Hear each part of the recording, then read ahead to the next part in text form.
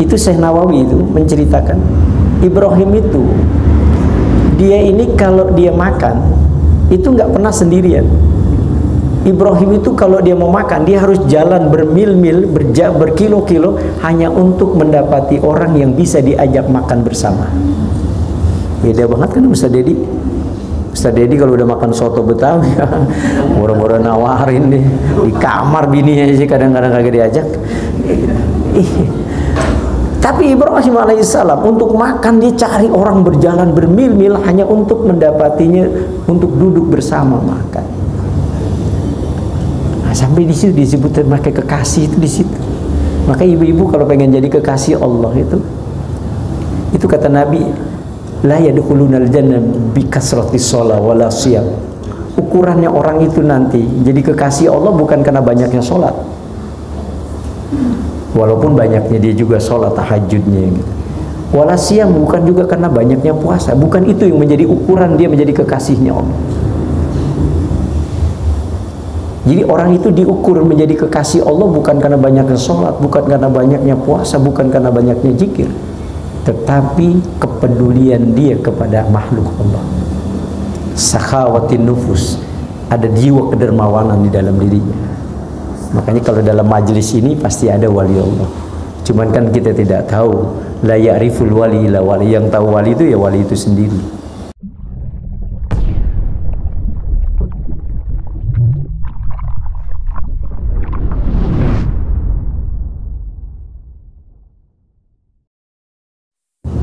Inda nazri ila wajhillahi ta'ala ala qadri bukurihim ilal jum'ah. Sesungguhnya manusia fi qurbihim inda nazri ila wajhillahi ta'ala, dekatnya mereka ketika memandang Allah pada hari kiamat nanti itu ala qadri bukurihim ilal jum'ah, diukur bagaimana dia mensegerakan di dalam melaksanakan sholat Jumat.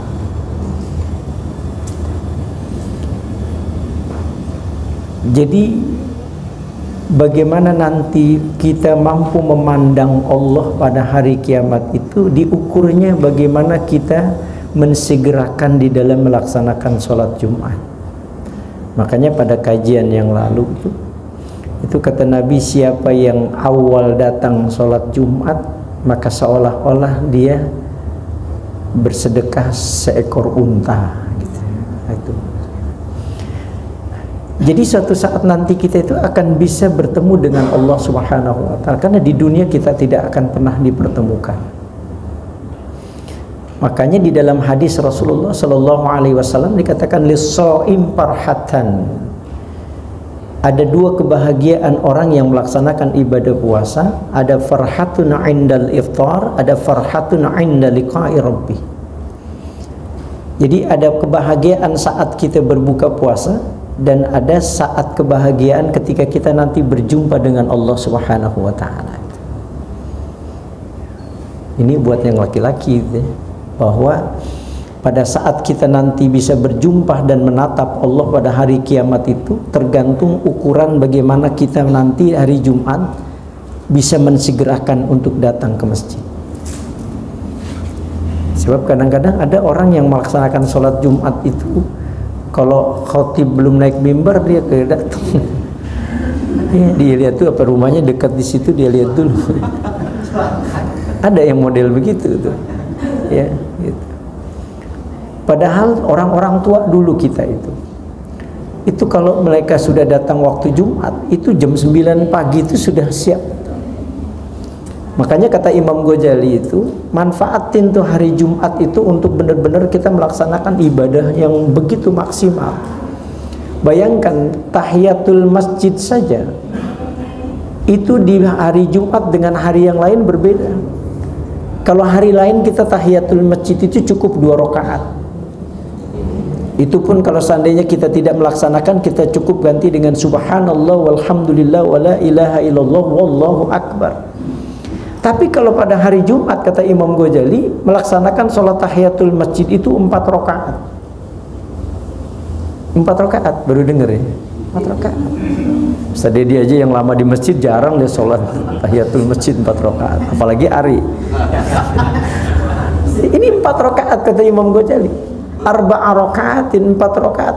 Dan 1 rakaat dari sholat tahiyatul masjid bacaannya sesudah Fatihah itu 50 kali surah Al-Ikhlas. 50 kali. Makanya orang-orang tua kita itu dari jam 9 itu dia benar-benar. Rakaat kedua 50 kali surah Al-Ikhlas. Rakaat ketiga 50 kali dan rakaat keempat 50 kali. Jadi kita untuk sholat tahiyatul masjid saja itu membaca 200 surah Al-Ikhlas 4 rakaat. Sampai begitu tuh penghambaan kita kepada Allah Subhanahu wa taala. Kita kadang-kadang sholat pengennya kulhu sama baca itu. Apalagi sholat tarawih ini. Yang diincar Masjid Nurul Hidayah karena lebih cepat, lebih praktis. Dan kalau kita kepingin mendapatkan kesunahan sholat tahiyatul masjid, itu kata Imam Ghazali lebih dahsyat lagi enggak membaca surah Al-Ikhlas, tapi rakaat pertama membaca surah Al-An'am sampai habis. Rakaat kedua setelah Fatihah membaca surah Al-Kahfi. Rakaat ketiga baca surah Toha, dan rakaat yang keempat baca surah Yasin. Itu dari habis sholat subuh baru selesai itu. Apalagi yang model bacanya terbata-bata itu. Yasin wal Qur'anil Hakim innaka laminal mursalin. Bisa 3 jam. Loh, kalau seandainya memang nggak mampu lagi, ya sudah baca surah Alif Lam Mim Sajadah sampai habis. Kalau nggak bisa juga baca surah yang kira-kira yang kita bisa baca. Misalnya apa? Ya surah-surah seperti misalnya surah Yasin, gitu. Tetap aja panjang juga. Gitu. Jadi kalau misalnya kita nggak bisa gitu ya, itu penggantinya dari Kahfi tadi ya baca. Jadi fa'ilam takdir, kalau seandainya memang nggak mampu kita membaca surah Al-An'am, kita nggak mampu surah Kahfi, kita nggak mampu membaca surah Toha dan Yasin dalam sholat tahiyatul masjid yang 4 rakaat, maka kata Imam Ghazali diganti surah apa? Surah Dukhan sampai habis. Kemudian apa lagi? Alif Lam Mim Sajadah. Terus apa lagi? Surah Al-Mulk, baru surah Yasin. Kata Ustaz Dedi sama aja gitu. Berat-berat juga. Begitu Bu. Saking kita ingin mendapatkan nilai daripada Jumat itu. Makanya orang tua-tua kita dulu mengajarkan tuh, mensegerakan untuk melaksanakan sholat Jumat, karena itu nanti diukurnya bagaimana ketika kita menatap Allah Subhanahu wa taala pada hari kiamat. Jadi nanti itu suatu saat ketika kita berada di hari kiamat itu kita betul-betul harus memanfaatkan kehidupan dunia dengan baik. Itu Nabi Ibrahim alaihissalam itu mengajarkan kepada kita itu menjadi hamba Allah yang terbaik gitu. Beliau itu kan di dalam Al-Quran kan surah An-Nisa itu mendapatkan kemuliaan di sisi Allah itu wattakhadallahu Ibrahima khalil. Allah menjadikan sosok Ibrahim itu sebagai khalil, khalilullah. Khalil itu tahu? Kekasihnya Allah. Walaupun dalam perspektif bahasa yang lain teman dekatnya Allah. Karena Rasulullah itu pernah ditanya oleh sahabat, ya Rasulullah, bagaimana kedudukan engkau di sisi Allah sebagaimana kedudukan nabi-nabi yang diutus oleh Allah? Nabi Musa dia mendapatkan kedudukan sebagai kalimullah, artinya manusia yang diberikan kemuliaan oleh Allah, bisa bercakap-cakap dengan Allah di Bukit Tursina. Wa kallamallahu Musa taklima.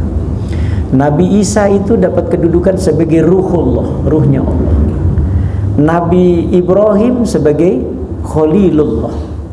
Nah, Nabi Muhammad ditanya oleh sahabat, kedudukanmu gimana ya Rasulullah?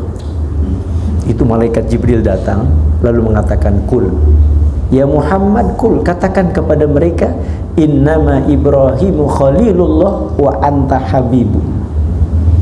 Katakan kepada mereka Muhammad, kalau Ibrahim itu Khalilullah, teman dekatnya Allah, wa anta habibu, engkau itu kekasihnya Allah. Beda nggak? Beda. Ya, jadi kalau teman dekat belum tentu kekasih, tapi kalau kekasih sudah pasti dekat. Nah, gitu. Itu Rasulullah SAW. Nah, Ibrahim itu manusia yang mengajarkan kita sesuatu yang sangat luar biasa istimewa. Beliau bukan hanya penghambaannya dia kepada Allah Subhanahu wa taala, tetapi bagaimana beliau mengaktualisasikan penghambaannya itu dalam kehidupan. Bagaimana beliau mewujudkan kecintaan dia kepada Allah, kecintaan kepada makhluk Allah. Itu Ibrahim. Saya baca itu bagaimana Ibrahim itu sampai kenapa dia mendapatkan kedudukan di sisi Allah sebagai Khalilullah. Itu Syekh Nawawi Al-Bantani dalam kitab Nasaihul Ibad kemudian membeberkan kenapa Ibrahim alaihissalam itu mendapatkan kedudukan itu.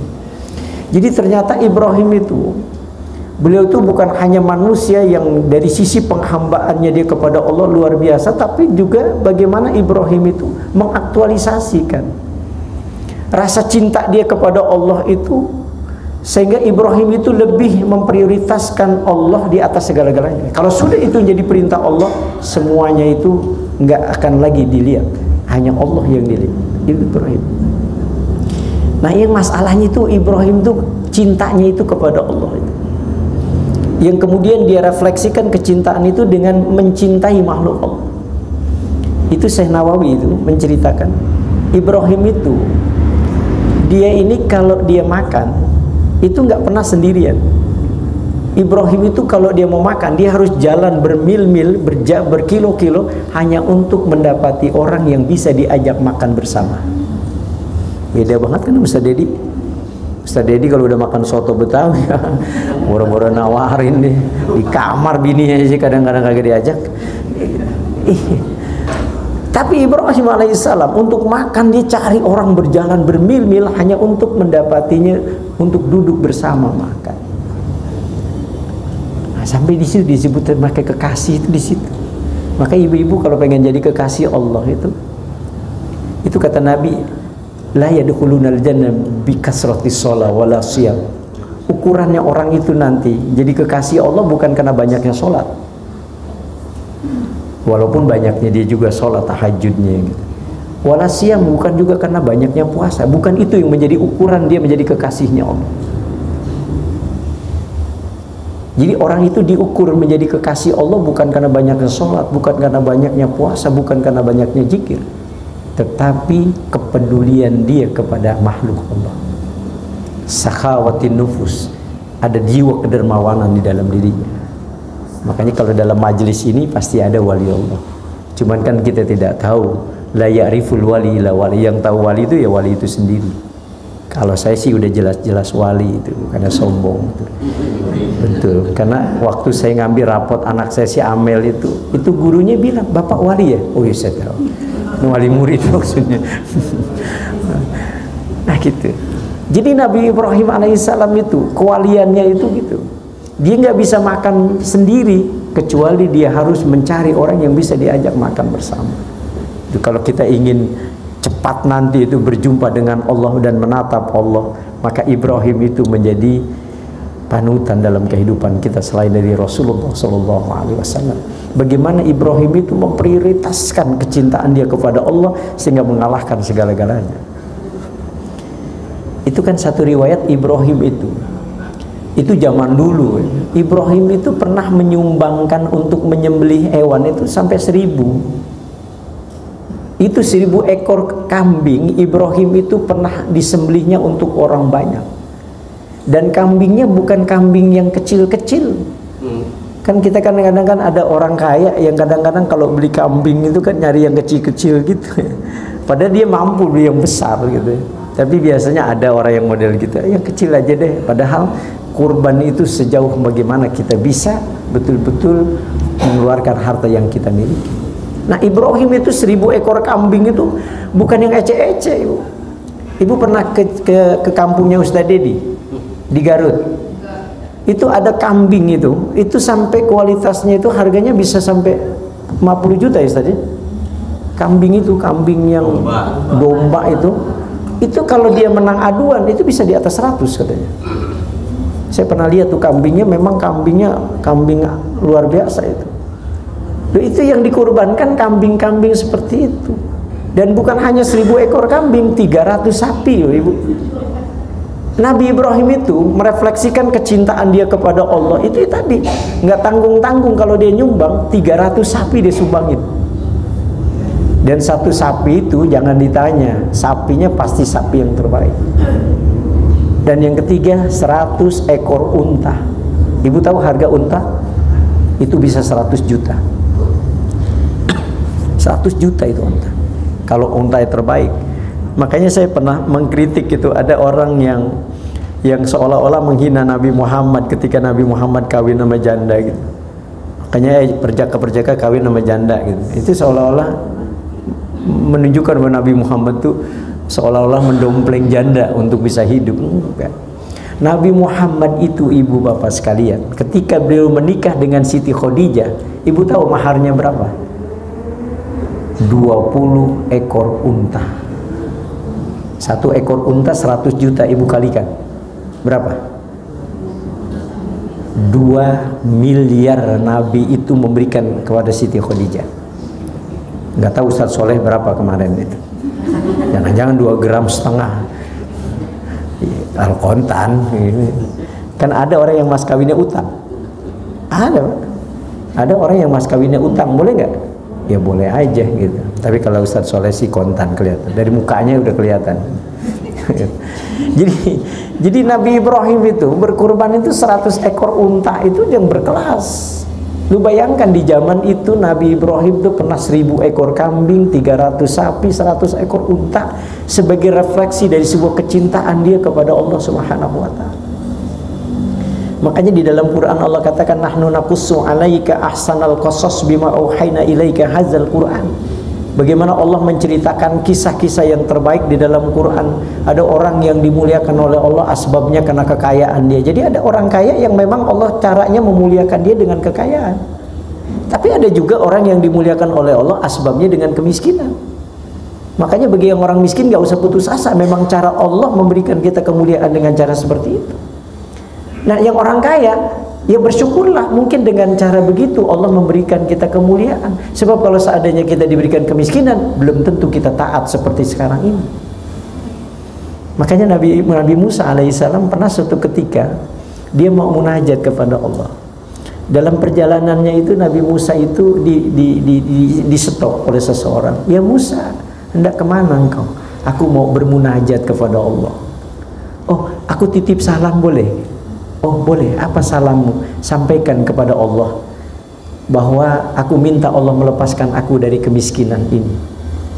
Aku ingin jadi orang kaya sehingga aku hidup bahagia Musa. Sampaikan kepada Allah. Baik, kata Nabi Musa. Pergi lagi, kemudian ada orang lagi menyetop Nabi Musa, lalu kemudian mengatakan, ya Musa, hendak kemana engkau? Aku mau bermunajat kepada Allah. Boleh aku titip salam sama Allah? Boleh. Apa? Tolong sampaikan kepada Allah supaya Allah menambahkan lagi kekayaanku. Aku sudah diberikan kekayaan oleh Allah, tapi aku pengen lagi nambah kekayaanku. Oke, kata Nabi Musa, akan saya sampaikan. Ketika Nabi Musa bermunajat kepada Allah, lalu kemudian disampaikan pesan orang dua tadi kepada Allah. Apa kata Allah? Hai Musa, ketahuilah, aku itu memberikan kemuliaan kepada hambaku itu dengan jalan kemiskinan. Kalau seandainya aku berikan dia kekayaan, dia tidak akan setaat seperti dia pada saat dia miskin. Sampaikan itu. Dan yang tadi yang kepengen kekayaannya tambah, dia tidak tahu bahwa aku memberikan kemuliaan kepada dirinya di saat dia mendapatkan harta seperti itu. Kalau aku tambahkan lagi, dia belum tentu taat lagi seperti dia kaya. Begitu. Kadang-kadang kita nggak menyadari bahwa Allah itu memberikan kita jalan sebuah kemuliaan itu ya begitu. Ada orang yang diberikan kemuliaan oleh Allah jalannya sehat. Iya, ada juga yang jalannya sakit. Jadi ada orang yang hidupnya ya sakit mulu. Ya memang cara Allah memberikan kemuliaan buat dia. Nabi Ayub alaihissalam bertahun-tahun Ibu diberikan ujian oleh Allah dengan sakit dan kemiskinan. Tiap hari dia melepaskan belatung dari kakinya. Memang begitu cara Allah. Dan ada juga Allah mempertahankan kekayaan Nabi Sulaiman alaihissalam, tapi kemudian Allah juga muliakan Nabi Sulaiman dengan kekayaan itu. Jadi ada orang yang memang dipertahankan kekayaannya oleh Allah karena Allah ingin memberikan dia kemuliaan. Nah, begitu caranya. Nah, hadirin sekalian yang dimuliakan Allah Subhanahu wa taala. Nabi Musa, Nabi Ibrahim alaihissalam. Jadi kalau kita ingin berjumpa dengan Allah, menatap Allah pada hari kiamat, ikuti jejak para wali-wali Allah, para kekasih-kekasih Allah, karena mereka akan mendapatkan kemuliaan di sisi Allah dengan memandang Allah pada hari kiamat. Nah, kita lihat sosok Ibrahim. Saya ingin menceritakan Ibrahim. Jadi ketika Ibrahim itu menyumbangkan ribuan kambing, ratusan ekor sapi, ratusan onta, itu jangankan manusia, malaikat itu berdecak kagum dengan Ibrahim. Berdecak kagum, kenapa? Luar biasa Ibrahim itu. Ya, kalau dinominalkan dengan jumlah sekarang itu kan udah puluhan miliar kan. 1000 ekor kambing, 300 sapi, 100 ekor unta, kalau kita jumlahkan dengan angka rupiah itu udah miliaran. Zaman sekarang susah dicari orang yang mau menyumbang 1000 ekor kambing, 300 onta, 300 sapi onta, susah zaman sekarang. Ya tadi kadang-kadang kita mau beli kambing aja carinya yang paling kecil, padahal dia punya kemampuan untuk beli yang besar. Gitu. Makanya kadang-kadang kecintaan kita kepada Allah masih dipertanyakan. Ya, Ibrahim begitu, dia rasa cintanya dia kepada Allah dengan apa? Yaitu tadi, memberikan kepada makhluk-makhluk Allah. Makanya tadi kalau ibu kepengen bapak pengen menjadi wali Allah, itu tadi kuncinya. Bagaimana kita mampu memberikan yang terbaik kepada makhluk Allah. Makanya ketika Nabi Musa yang mempertanyakan, ya Allah, amalan yang paling kau cintai di antara amalan makhlukmu itu apa ya Allah? Jadi ibadah yang paling Allah senangi di antara makhluk Allah. Ketika Nabi Musa mengatakan apakah sholat, Allah bilang tidak. In ahsantum ahsantum li anfusikum. Ketika kamu sholat, sebenarnya kamu sedang mencegah kalian dari perbuatan keji dan munkar. Puasa, oh wa ma ubari'u nafsi inna nafsa la'amaratun bisu.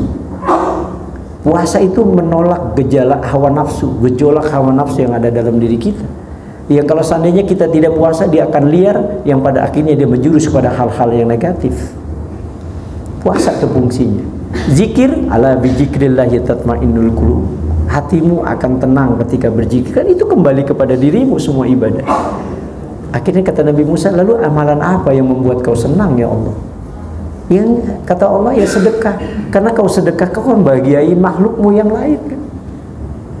Nah, itulah amalan Nabi Ibrahim alaihissalam. Kenapa kemudian disebut dengan Khalilullah, kekasihnya Allah. Nah, itu malaikat kagum dengan kehebatan Nabi Ibrahim alaihissalam. Ibu tahu nggak, ada ucapan Nabi Ibrahim alaihissalam yang kemudian didengar oleh Allah. Jangankan 1000 ekor kambing, jangankan 300 sapi, 100 ekor unta, anak pun kalau seandainya Allah menyuruh untuk dikurbankan, saya akan kurbankan. Itu ucapan Ibrahim. Nah, itu yang ditagih oleh Allah. Makanya ini menjadi tonggak sejarah adanya Idul Kurban, itu ucapan. Makanya hati-hati dengan ucapan kita, karena itu jadi nazar. Maka ibu-ibu janganlah bernazar. La tazar, kata Rasul, jangan kalian bernazar. Kenapa? Karena itu tidak akan merubah takdir kalian. Itu hanya ucapan orang-orang yang bakhil di sisi Allah Subhanahu wa taala.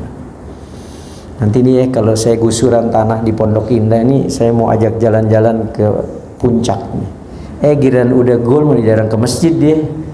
Akan modelnya begitu. Nanti kalau saya gusuran, nanti insya Allah nih habis ngaji makan nasi kebuli nih. Udah gusuran dia kagak datang lagi. Itulah manusia. Makanya Nabi bilang nggak usah nazar-nazar. Ya kalau mau sedekah aja. Gitu. Nah, jadi ucapan Ibrahim alaihissalam itu didengar oleh Allah. Itu kan pada saat Ibrahim belum punya anak. Iya, Ibrahim belum punya anak. Ibrahim itu punya anak itu doanya itu hampir 40 tahun lebih. Bahkan Ibrahim itu berdoa memiliki Ismail itu sebelum beliau menikah. Jadi Ibrahim itu sebelum menikah udah doanya itu minta generasi yang akan menjadi penerus setelah Ibrahim. Ada nggak di antara kita yang masih bujangan doanya minta anak? Ari? Nggak ada. Dia minta bini dulu baru anak. Ibrahim enggak, dia minta generasi yang akan melanjutkan generasi beliau. Makanya ketika Ibrahim itu dikaruniakan anak, Allah nagih janjinya itu. Iya kan? Ketika Ismail itu tumbuh menjadi anak yang dalam bahasa Al-Quran itu qurrata a'yun. Ibu tahu qurrata a'yun?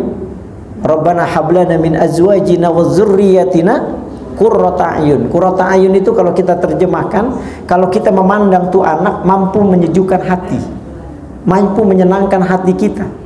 Makanya kesolehan seorang anak bukan karena tahajudnya tiap malam, bukan karena sholat duhanya tiap pagi, bukan karena sedekahnya, tapi ketika kita memandang wajahnya, kita sudah membuat hati bahagia. Itu anak soleh.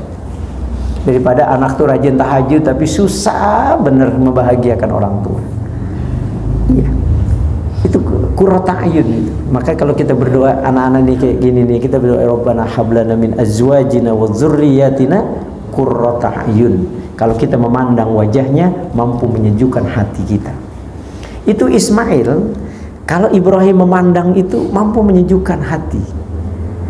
Ibu bisa bayangkan ketika Ismail menjadi tumbuh anak yang qurrata a'yun, sejuk mata memandang, tahu-tahu Allah menyuruh untuk disembelih. Dan ibu tahu Ibrahim itu orang yang hatinya lembut, tahu-tahu dengan tangannya disuruh menyembelih. Ini ujian terbesar yang terjadi dalam kehidupan Ibrahim. Saya ini mohon maaf, jangan motong kambing, motong ayam saya nggak tega. Iya, bukan ini ya. Artinya pun nyamuk pun kita menepak aja karena nggak tega. Kenapa? Dia perlu penghidupan. Toh nanti juga dia mati sendiri kalau darah kita sudah disedotnya. Nggak usah lagi kita pukul. Maka orang-orang sufi bilang ketika ada nyamuk sedang berada di sisi kita, biarkan, karena itu sedekah buat kita. Dia akan mati dengan sendirinya ketika dia sudah. Ibu tahu kalau ibu kan ganas sampai beli raket gitu. Ada kan? Ada yang sampai beli raket. Umaya beli raket dikejar di mana juga gitu. Ustaz Dedi ada di kamarnya raket itu didendam. Ibu tahu itu Imam Ghazali itu saya baca di dalam kitab Nasoihul Ibad dalam pembukaan itu. Imam Ghazali itu pernah dimimpikan oleh seorang ulama bagaimana Allah memberikan kemuliaan kepada Imam Ghazali itu ketika ditanya apa yang menyebabkan Ghazali mendapatkan kemuliaan di sisi Allah, kata Ghazali pasti ibadahnya yang luar biasa. Tidak. Ternyata ketika Imam Ghazali sedang menulis, tiba-tiba ada lalat hinggap di tintanya Imam Ghazali. Dia tidak kemudian menekan tuh tinta lalat itu, tapi dibiarkan lalat itu menikmatinya. Kebaikan Ghazali itulah yang menghantarkan dia dalam kemuliaan di sisi Allah. Makanya Rasulullah itu mengecam banget tuh. Sampai Rasul kan pernah ditanya itu, ada orang yang meninggal, perempuan ahli ibadah. Dia shaimun nahar wa qaimul lail wa hafizul lisan wa tilawatil Quran. Kata hidupnya itu udah sholat, ibadah, puasa gitu. Tapi ketika dia meninggal dunia, sahabat berdecak kagum, pasti dia masuk surga ya Rasulullah. Dia di neraka tempatnya. Limaza ya Rasulullah? Karena dia telah mengurung kucing sampai kucing itu mati. Sampai begitunya gitu. Jadi kebaikan tetap akan diperhitungkan oleh Allah. Makanya kita nggak tahu kan jalan mana kita masuk surga, kita nggak tahu. Mungkin karena kita hadir di majelis ini, mungkin karena tahajud kita, mungkin karena kedermawanan kita, mungkin karena kita melayani suami. Kita nggak tahu jalannya dari mana, ya kan? Maka kita selalu berdoa, Allahumma inni as'aluka ridhoka wal jannah. Kita mohon keridhaan Allah Subhanahu wa taala. Nah, Ibrahim itu ujian yang diberikan Allah itu terlalu berat. Orangnya lembut, nggak tegaan, tiba-tiba Ibrahim mendapatkan mimpi. Nah, itu yang dalam mimpi, satu riwayat Nabi Ibrahim itu mimpi di mana Allah mengulang ingat ucapan Ibrahim puluhan tahun yang lalu bahwa dia akan menyembelih anaknya kalau memang itu diperintahkan oleh Allah. Kalau bahasa hadis itu, tunaikan nazarmu Ibrahim. Kan dia pernah bernazar, jangankan sapi, kambing, onta, anak pun kalau seandainya saya miliki, kalau Allah menghendaki untuk dikurbankan, saya akan kurbankan. Ditagih oleh Allah. Makanya Nabi Ibrahim pernah mimpi itu, yang mimpinya jelas banget itu. Maka diabadikan dalam Quran, falamma balagha ma'ahu sa'ya qala ya bunayya inni ara fil manami anni azbahuka. Ibrahim pernah bermimpi, yang mimpinya itu Nabi Ibrahim disuruh untuk menyembelih Ismail. Maka ibu kalau baca dalam satu riwayat, Ibrahim itu pernah 3 kali mimpi. Mimpi pertama ketika Allah bilang, Ibrahim tunaikan nazarmu. Bangun dari tidur, Ibrahim bingung, ini mimpi dari Allah atau dari setan? Minallah atau minasyaitan? Maka keraguan Ibrahim pada saat itulah yang tanggal 8 Zulhijjah disebut dengan tarwiyah. Nah, kita disunahkan puasa. Tarwiyah itu artinya Ibrahim itu merenung tentang mimpinya, apa ini mimpi dari Allah atau dari setan. Belum cukup Allah ngasih mimpi pertama, ngasih kedua dengan mimpi yang sama. Lalu kemudian Ibrahim bangun dari mimpinya. Disitulah Ibrahim yakin kalau mimpinya ini adalah kebenaran yang didatangkan Allah. Maka hari itu disebut dengan Yaumu Arafah, tanggal 9 Zulhijjah yang kita dipuasakan. Nggak ada hubungannya sama wukuf di Arafah. Artinya 9 Zulhijjah itu hari Arafah. Artinya Ibrahim yakin kalau mimpinya itu adalah benar yang didatangkan Allah kepada dirinya. Barulah tanggal 10 Zulhijjah yang ketiga itu disebut dengan Yaumun Nahar. Artinya Ibrahim siap melaksanakan mimpi yang diperintahkan oleh Allah untuk menyembelih anaknya. Maka disunahkan kita buat menyembelih hewan kurban. Saya baca dalam satu riwayat ada yang sangat menyedihkan gitu ya. Bagaimana ketika Ibrahim itu mau menyembelih Ismail, pagi hari itu dia perintahkan Siti Hajar, Hajar mandikan Ismail, pakaikan pakaian yang terbaik, kasih dia aroma wangi-wangian, aku hendak mengajaknya ke Mina.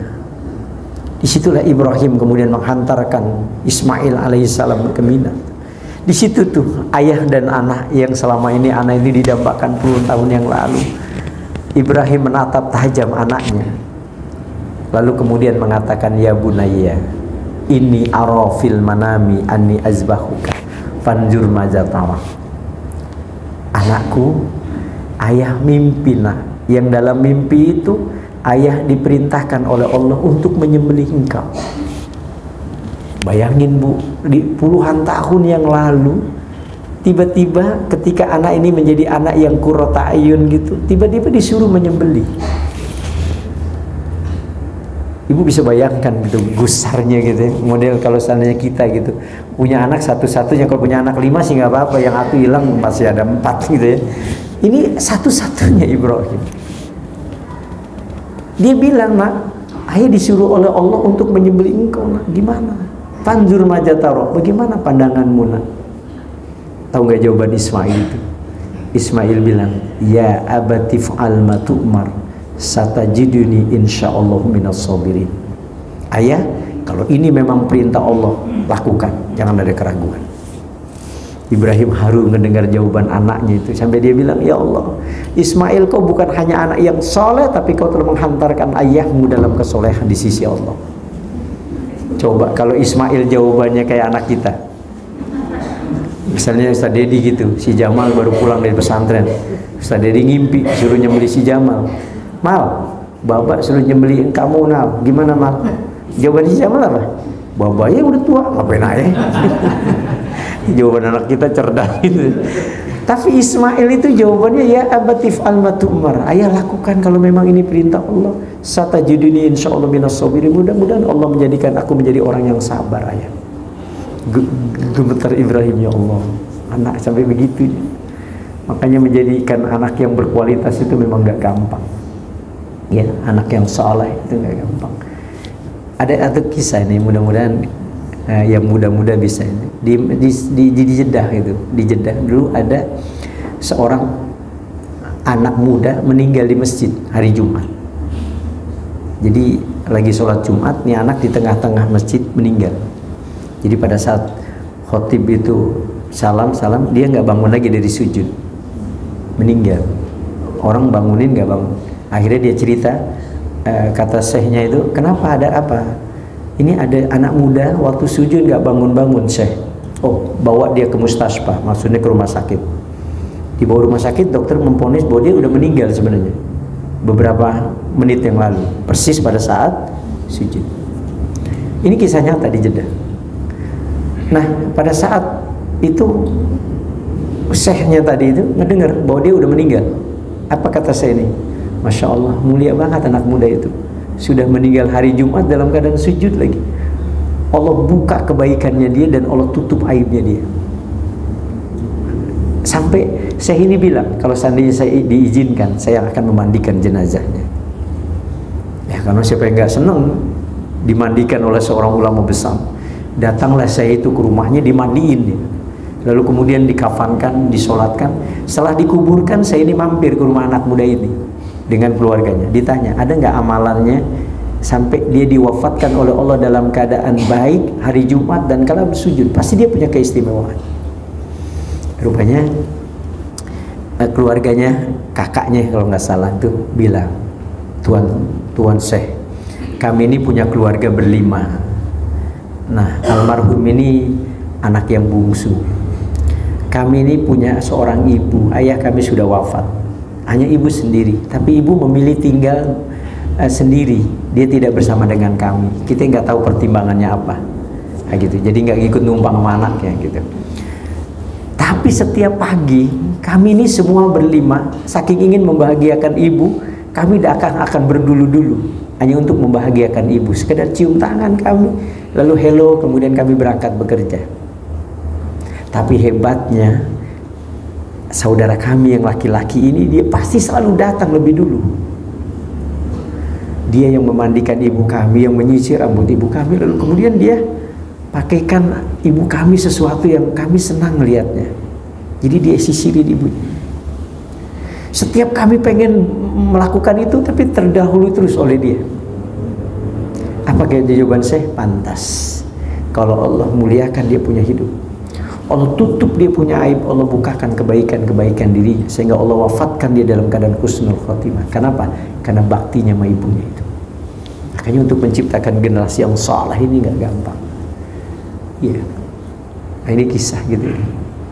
Anak yang saleh. Nah, Ismail itu anak yang bukan hanya saleh tapi menghantarkan ayahnya dalam kesolehan. Loh, kalau seandainya Ismail menolak gitu ya, ayah nggak bisa, aku kan masih kecil. Bagaimana hubungan Allah dengan Nabi Ibrahim alaihissalam? Disitulah Nabi Ibrahim haru dan bangga punya anak. Tapi ini ujian. Istilah Ismail ditanya sama Ibrahim, nak, adakah ucapanmu terakhir? Nak, ayah ingin dengar ucapanmu itu. Kata Ismail, ayah, aku mohon, permintaanku ayah turuti. Terakhir saja ayah. Apa nak? Pertama, ayah, tolong ayah tajamkan pisau itu di saat nanti menyembelih aku, supaya aku nggak kesakitan karena tumpulnya pisau itu. Tentu ketika ayah merasa aku kesakitan, ayah pun akan tidak tega. Tolong tajamkan pisau itu. Maka menjadi syariat kalau kita memotong korban harus pisau yang tajam.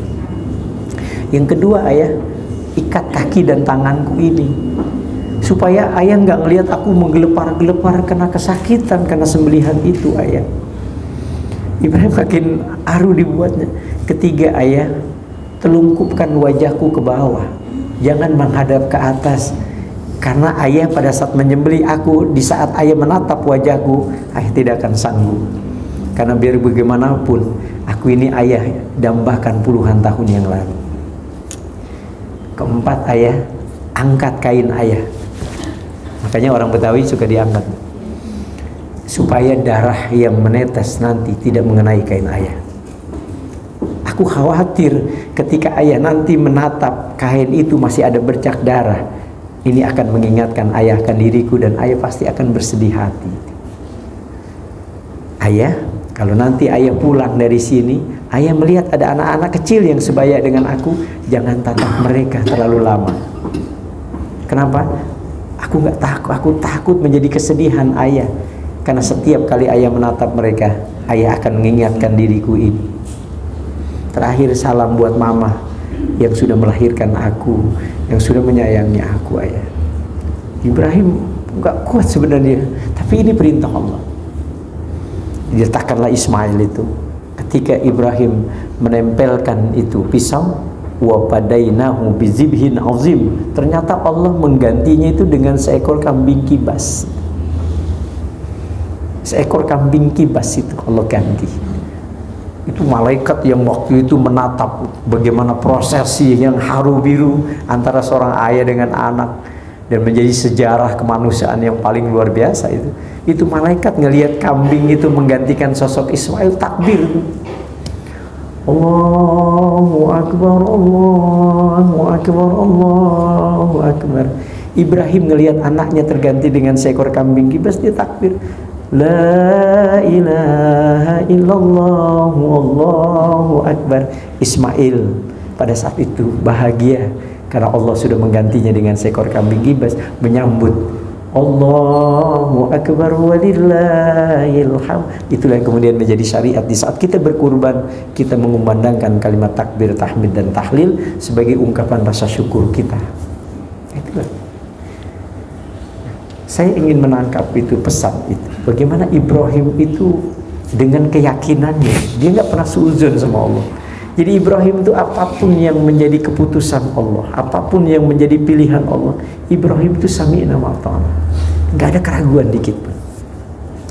Itulah yang prinsip di dalam Quran, wa asa an takrahu syai'a wa huwa khairul lakum. Kadang-kadang boleh jadi menurut kita sesuatu yang nggak enak, tapi sesungguhnya Allah sedang memberikan kebaikan buat kita.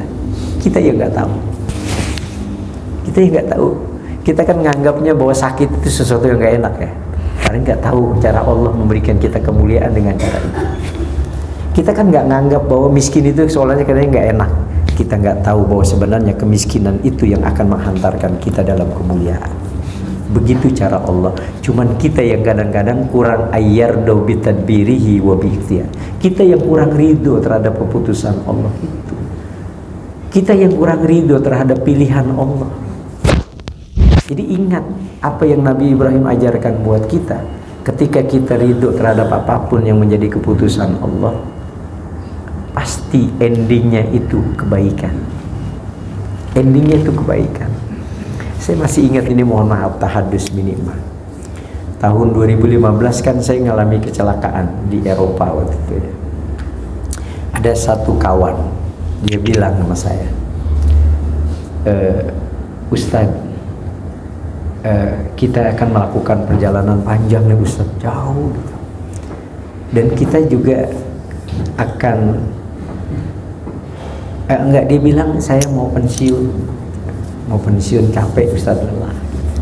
Saya enggak menangkap pesan apa waktu itu, saya biarin di bahasa itu. Akhirnya saya ajak sholat berjamaah dengan jamaah takdim, menarik asar ke zuhur. Selesai di mobil, beliau minta tukeran tempat. Ustadz, afwan, antum di belakang, ana di depan. Saya bilang la ba'sa bi, maaf muskilat, nggak ada masalah. Saya di belakang karena saya selama berapa hari itu 7-8 hari kan di depan terus gitu. Saya di belakang. Itu selama 5 atau 10 menit kalau nggak salah itu. Mobil kita ngantem kontainer dengan kecepatan yang luar biasa sampai depan saya itu meninggal. Seketika itu juga. Allahumma yarham, Allah mudah-mudahan mengampuni dosa dan salah. Iya, saya pun luka, makanya muka saya agak kurang. Dulu kata istri saya agak cakep. Ini kena beling gitu tajam. Nah, saya dibawa ke rumah sakit. Nah, disitulah saya melihat jenazahnya itu. Tapi saya melihatnya pasti ada suatu kebaikan. Yang pasti ada kebaikan yang diberikan Allah kepada hambanya. Allah ngasih ujian. Tiba-tiba setelah saya mengalami sesuatu, itu kejadian, ya ada saja Allah memberikan. Termasuk Bu Azora, ada Bu Hasim, Nah, beliau lah yang kemudian mendirikan pondok pesantren di rumah. Itu Allah kasih. Mungkin Allah kasih saya umur yang panjang karena ada sesuatu kebaikan yang Allah bisa persiapkan buat saya untuk membantu orang. Itu saya bisa tangkap di situ. Kalau seandainya nggak tukeran, mungkin saya meninggal. Nah, itu yang saya tangkap pesan-pesan itu. Jadi makhluk tahadza batila, nggak ada sesuatu yang diciptakan Allah sia-sia. Pasti ada hikmah di balik itu semua. Nah, inilah pesan yang kita tangkap dari Ibrahim. Sisi bagaimana dia sebagai seorang hamba Allah yang bukan hanya dari sisi ubudiyahnya dia kepada Allah, tapi bagaimana dia mengimplementasi penghambaan dia kepada Allah dengan dia pun memberikan yang terbaik kepada hamba-hamba Allah yang lain. Makanya pantas kalau Ibrahim itu mendapatkan wattakhadallahu Ibrahim khalila. Allah muliakan dia dengan apa? Dengan sifat khalilullah, kekasihnya Allah. Nah, inilah cara untuk kita bisa apa? Bisa memandang Allah nanti pada hari kiamat. Dengan apa? Dengan memanfaatkan potensi yang diberikan oleh Allah. Satu sisi kita sebagai hamba Allah dalam konteks hablum minallah, dan kita pun harus mampu mengaktualisasikan hablum minallah dengan hablum minannas. Karena manusia akan sempurna ketika dia mampu mensinergikan dua ini. Dia kan di dalam Al-Quran dikatakan duribat alaihimudillah ainama sukifu ila bihablin minallah wa bihablin minannas. Manusia seringkali ditimpakan kehinaan oleh Allah disebabkan karena dua itu. Bisa jadi hablum minallah yang kurang atau hablum minannas yang kurang. Maka kalau kita ingin sempurna, hablum minallah, hablum minannas, selesai sudah. Makanya yang penting jangan pernah kita menyakiti orang lain. Ya, kalau dosa kita kepada Allah, Allah sangat Rahman, sangat Rahim, sangat Ghafur. Sebesar apapun dosa kita, kata Allah, walaupun sepenuh langit dan bumi, Allah pasti ngampunin kita. Tapi ketika kita berdosa dengan orang lain, sebelum kita bisa diridhoi sama orang itu, Allah belum bisa membuka pintu maaf itu. Ya, mudah-mudahan Allah memberikan kita taufik dan hidayah kepada kita semua. Ya, mohon maaf saya belum panjang lebar bicara tentang wa yuqalun nas, bahwa manusia nanti pada hari kiamat ketika memandang Allah itu tergantung bagaimana dia mensegerakan di dalam melaksanakan sholat Jumat.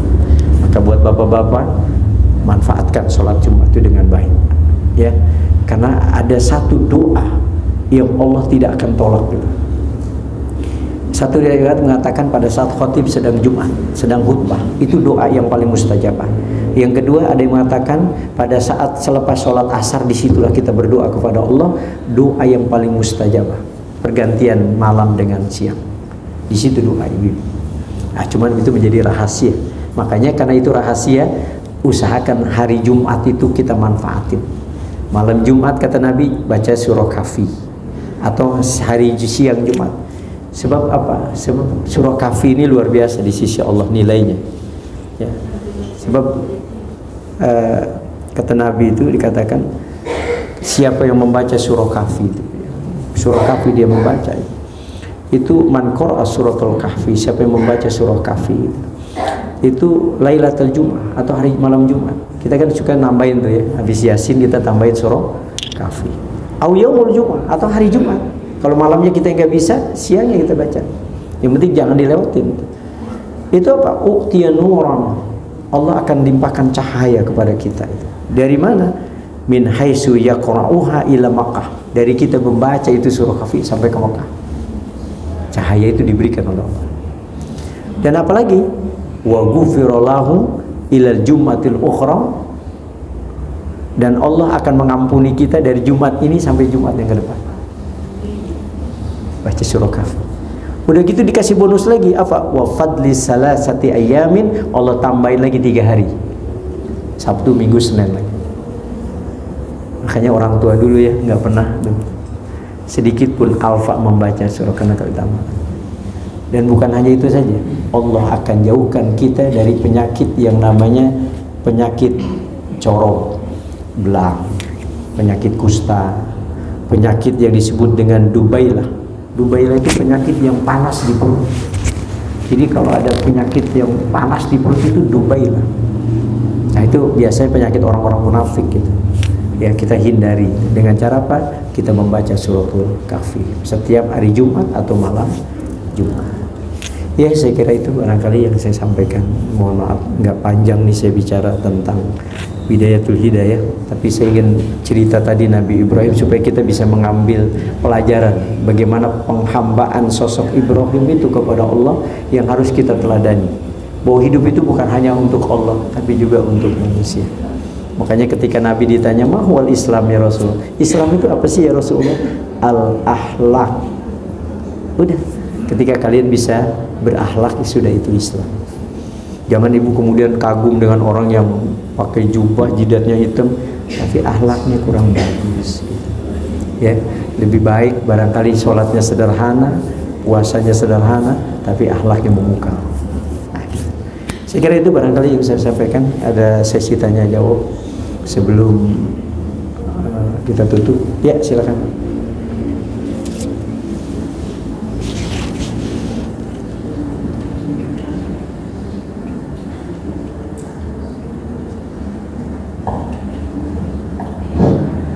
Assalamualaikum warahmatullahi wabarakatuh. Waalaikumsalam warahmatullahi wabarakatuh. Saya Ghazali, Pak. Yang ingin saya tanyakan tentang seorang ibu, Pak. Kalau anak itu berbakti dan kalau anak itu berkhianat dengan seorang ibu, kan kita suka dengar akibat-akibatnya, Pak. Akibat baik, akibat buruk. Yang ingin saya tanyakan, gimana dengan kita yang seorang ayah gitu, Pak? Nilainya kalau anak itu dan kalau anak itu berkhianat ke seorang ayah, itu pertama. Yang kedua, tadi Bapak katakan bahwa Imam Al-Ghazali itu masuk surga karena seekor lalat hinggap di pensil Tinta. Nah, saya juga ada dengar cerita, Pak, bahwa Imam Khalifah Umar bin Khattab itu masuk surga bukan karena imamnya, tapi karena burung, gitu, Pak. Jadi dia beli burung yang mau diikat dengan anak-anak, dia beli dengan harga mahal, dia lepas. Nah, itu ada mana? Maksudnya di kitab mana gitu? Di kitab mana atau mana gitu? Ya, gitu. Iya, sama-sama. Saya ingin jelasin dulu di kitab mana itu. Pertama, Imam Ghazali itu ada di dalam kitab Nasoihul Ibad karangan Syekh Nawawi Al-Bantani. Bisa dibuka itu, ya. Istidad Liyaumil Ma'ad karangannya, sarahnya dari kitab itu karangannya Syekh Ibnu Hajar Al-Asqalani, disarahkan oleh Imam Syafi'i, Imam Nawawi, namanya Nasoihul Ibad. Itu kalau ibu baca di YouTube itu saya punya channel itu khusus membahas kitab Nasoihul Ibad. Itu rinci saya bahas itu, ya. Nah, yang kedua mengenai Nabi Umar bin Khattab, dia dibebaskan oleh Allah dari pertanyaan malaikat Munkar dan Nakir itu. Asbabnya seekor burung, namanya burung pipit gitu ya. Itu ada di dalam kitab Mawa'izul Usfuriyah karangan Syekh Abu Bakar Al-Usfuri. Ada di dalam kitab itu. Itu Syekh Abu Bakar Al-Usfuri cerita itu karena berkaitan dengan hadis Nabi, Ar-Rahimuna yarhamuhumur Rahman. Orang yang hidupnya suka sayang gitu, suka memberi, maka yang mencipta itu Sang Maha Rahman pun pasti akan memberikan curahan kasih sayangnya. Irhamu man fil ar, yarhamkum man fis sama. Cintailah orang yang ada di bumi, yang di langit pasti akan mencintaimu. Nah, dia ceritalah bagaimana Nabi Umar bin Khattab begitu sayangnya itu sampai ngelihat ekor burung pun dimainin itu nggak tega. Nabi sampai Umar itu membeli ibu burung itu dilepasin sama dia. Kebaikan Umar itulah kemudian dicatat oleh Allah. Makanya kita nggak usah bosan buat baik. Berbuat baiklah sebanyak-banyaknya, karena kita nggak tahu dari pintu mana Allah memberikan kita keberkahan itu. Iya kan? Ya itu makanya saya ngelihat ada seorang pelacur cuma karena ngasih anjing, kehausan tuh Allah kasih dia kemuliaan. Apalagi yang kita bisa berbagi itu ya, saya udah bisa bayangkan. Nah gitu Pak ya. Nah yang kedua, bagaimana sikap ayah ngelihat anaknya ini berkhianat gitu. Kita lihat gini dulu. Di zaman dulu itu ada di dalam kitab Durratun Nasihin karangan Utsman Al-Khaybawi. Saya kutip ini. Satu saat ada seseorang datang kepada Sayyidina Umar bin Khattab. Ya Amirul Mukminin, saya mau mengadu. Ada apa, kata Sayyidina Umar? Anak saya ini berkhianat gitu. Anak saya ini nggak sesuai dengan ekspektasi. Saya kepengen anaknya itu kayak Ari gitu kan, soleh gitu kan, pakai baju NH gitu. Ada cahaya di situ. Kepengen gitu kan, kayak begini ini udah pasti rebutan ibu-ibu pengen dijadiin mantu kan, kayak gitu. Yeah. Cuman ada ibu-ibu yang belum tahu aja Ari. Kita doain supaya biar cepet-cepet. Nah, itu orang itu ngadu gitu kepada Sayyidina Umar. Kata Sayyidina Umar gini, Pak, kalau mengadu itu ya bawa anaknya ke sini, bawa anaknya. Udah besoknya dibawa anaknya. Ya Amirul Mukminin, ini anak saya nih, saya mau ngadu nih, yang kemarin saya bilang nggak sesuai dengan ekspektasi. Saya pengen anak soleh tapi kenyataannya dia nggak sesuai. Sayyidina Umar tuh menatap orang itu, anak muda ini. Nah, kamu tahu nggak bagaimana dosanya berbuat dosa sama orang tua? Jangankan masuk surga, mencium bau surga aja nggak akan diperkenankan oleh Allah. Si anak ini menunduk, dia tahu, dia bilang, iya Amirul Mukminin, saya tahu. Cuma yang masalahnya gini, saya ingin pertanyakan ya Amirul Mukminin, jangan selama ini kok dituntut kewajiban anak, mulu kewajiban anak, tapi hak saya sebagai anak nggak pernah dibahas. Kewajiban orang tua gimana? Jangan dituntut kewajiban anak, kewajiban anak. Ya kan ya ada begitu kan? Sekarang hak saya dong sebagai seorang anak gimana? Amirul Mukminin bilang, nah, ada hakmu yang mana menjadi kewajiban orang tua. Apa itu ya Amirul Mukminin? Yang pertama, kewajiban orang tua adalah mencarikan ibu yang akan melahirkan anak-anak yang soleh. Tapi yang udah punya jangan dulu, jangan. Ini yang maksudnya masih berjaka. Itu kewajiban tuh, mencari istri yang akan melahirkan anak-anak kita menjadi anak yang soleh. Ini kita kadang-kadang mohon maaf, yang mungkin kita suka keliru gitu ya, mencari istri, mungkin itu dari takdir Allah. Itu begitu kata Sayyidina Umar, mencari istri yang bisa melahirkan anak yang soleh. Maka dalam konsep Islam kan ada 5 syarat itu. Keturunan, ya kan? Kemudian apa lagi? Agama, jamalnya, hartanya. Itu kita cari. Tapi yang jelas agamanya prioritas. Nah, itu si anak bilang, wallahi, demi Allah ayahku nggak pandai mencari ibu yang bisa melahirkan aku menjadi anak yang soleh. Ibuku perempuan yang nggak baik-baik yang kemudian dinikahi oleh ayahku, sehingga dia nggak bisa mendidik aku, ayah Amirul Mukminin, sehingga aku seperti ini. Umar bin Khattab menatap laki itu, bapak itu bilang, kamu melahirkan kewajiban sebagai orang ayah. Di situ dia nunduk.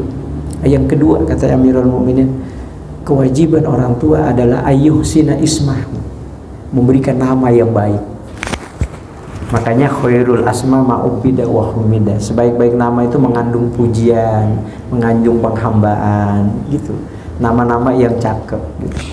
Yang gak mesti namanya Abdullah atau Muhammad, tidak, yang penting nama-nama yang bagus gitu. Pasti orang namain Joko Widodo kan pasti punya makna itu, atau Bambang itu pasti punya makna, Dedi pasti punya makna, Ari saya nggak tahu itu punya makna atau tidak.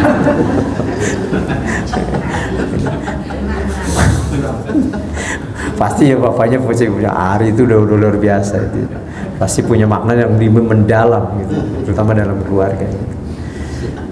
Gitu. Nah, si anak ketika Amirul Mukminin bilang ayyuhsina isma, dia bilang apa? Ayahku tidak bisa memberikan nama yang baik. Katanya satu riwayat anak itu namanya Ju'al, kampret. Dinamain gitu, kalau bahasa kita jantan, kelelawar jantan, kan bahasa Betawi namanya kampret dia. Kampret. Sayyidina Umar marah itu, menatap ayahnya, kau sudah melalaikan kewajiban. Bagaimana anakmu pengen soleh? Kamu sendiri tidak bisa memberikan kewajiban sebagai seorang bapak. Yang ketiga, ayu alimahul Quran, mengajarkan Quran. Si anak bilang, wallahi la yu'allimahul Quran, demi Allah dia tidak mengajarkannya Quran kepadaku. Sayyidina Umar menatap lagi, kau sudah melalaikan kewajiban. Mana kamu kau pengen menjadi anakmu yang soleh, sendiri kau tidak melaksanakan kewajiban menghantarkan anakmu yang soleh. Makanya mafil aba fil abna, apa yang dilakukan ayah akan berdampak pada anak. Kecuali kita sudah melalaikan, sudah menunaikan kewajiban kita. Ya, nah kita sudah ngasih pendidikan, nama yang baik, tapi masih juga nggak soleh. Itu biasanya ada 3 faktor yang membentuk kepribadian anak. Lingkungan keluarga, ayah ibu, kedua pendidikan, yang ketiga lingkungan. Ya, lingkungan itu sangat berdampak. Oke, pendidikan anak kita bagus karena kita ayah dan ibu memberikan kasih sayang. Sekolah pun kita kasih sekolah yang baik, tapi lingkungan,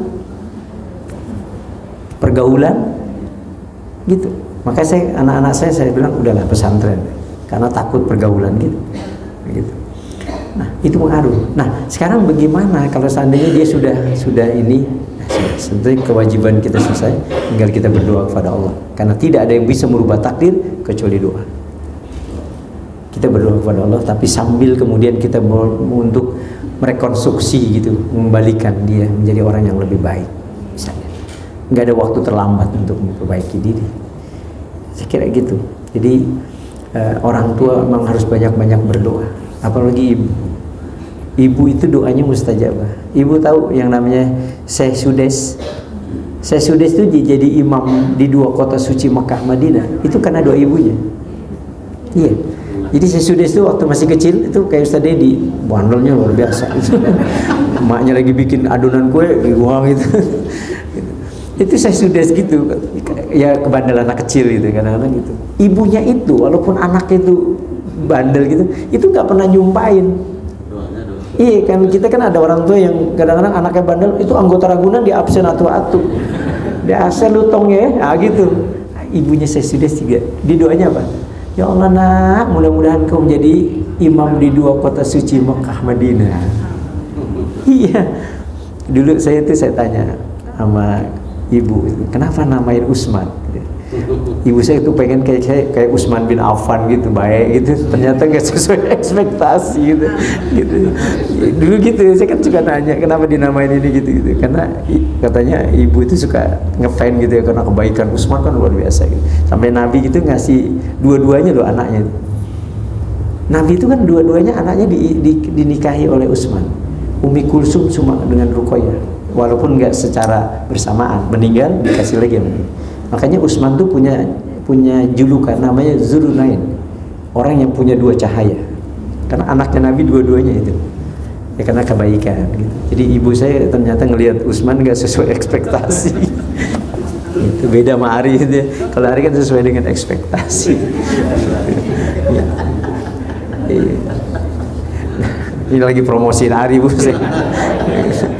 Karena hari ini dia kecewa sama saya.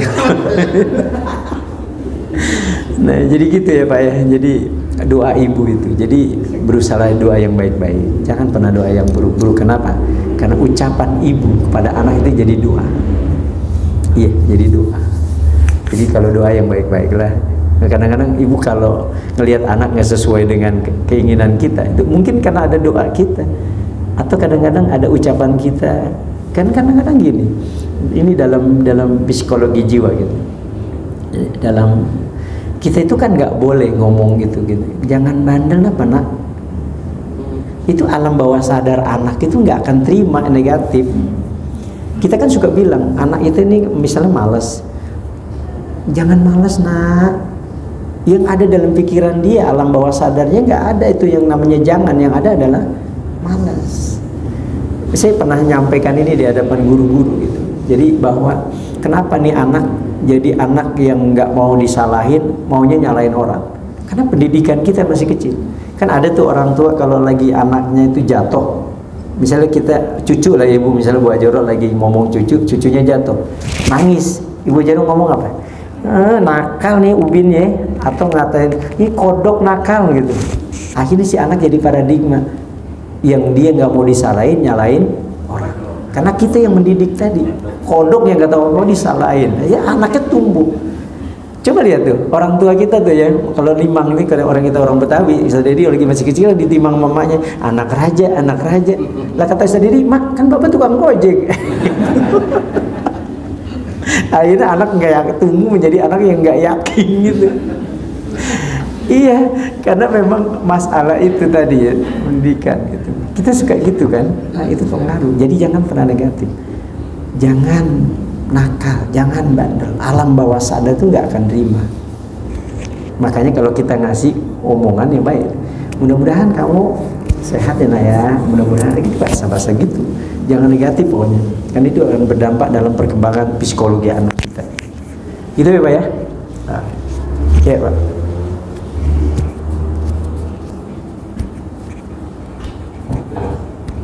Assalamualaikum warahmatullahi wabarakatuh. Waalaikumsalam warahmatullahi Kepada Pak Ustadz yang saya hormati, yang saya muliakan, serta jamaah yang dirahmati dimuliakan Allah Subhanahu Wa Taala. Saya mau bertanya Ustadz, dalam hitungan beberapa hari Solo akan merayakan atau menyambut Idul Adha atau Idul Korban.